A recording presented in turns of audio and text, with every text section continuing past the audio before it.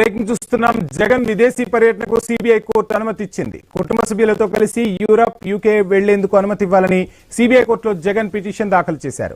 ఈ నెల 20 నుంచి వచ్చే నెల 15 వరకు 25 రోజుల పాటు విదేశీ పర్యటనకు కోర్టు అనుమతి ఇచ్చింది.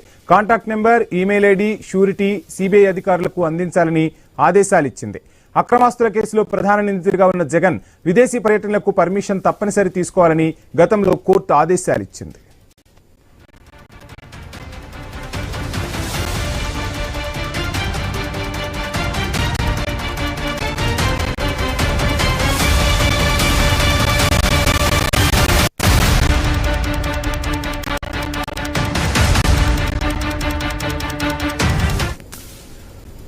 జగన్ విదేశీ పర్యటనకు సిబిఐ కోర్టు అనుమతి ఇచ్చింది. కుటుంబ సభ్యులతో కలిసి యూరప్, యూకే వెళ్లేందుకు అనుమతి ఇవ్వాలని సిబిఐ కోర్టులో జగన్ పిటిషన్ వేశారు. ఈ నెల 20 నుంచి వచ్చే నెల 15 వరకు 25 రోజుల పాటు విదేశీ పర్యటనకు జగన్ వెళ్లనున్నారు. ఇదే అంశానికి సంబంధించి ఫుల్ డీటెయిల్స్ మా ప్రతినిధి హరీష్ అందిస్తారు. హరీష్,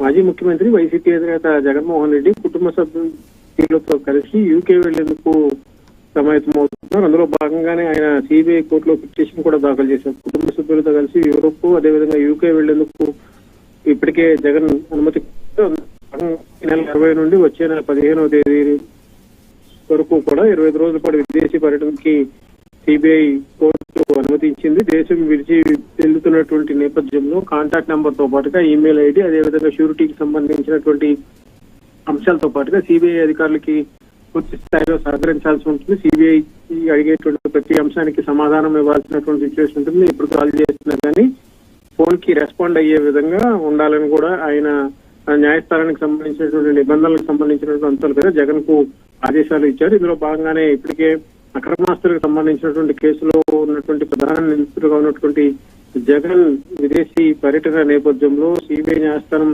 తప్పనిసరిగా నిబంధనలను అమలు చేయాల్సినటువంటి సిచ్యువేషన్ ఉంది కాబట్టి వాటికి సంబంధించి అవసరమైనటువంటి చర్యలు తీసుకోవాలని కూడా ఆదేశాలు జారీ చేసింది.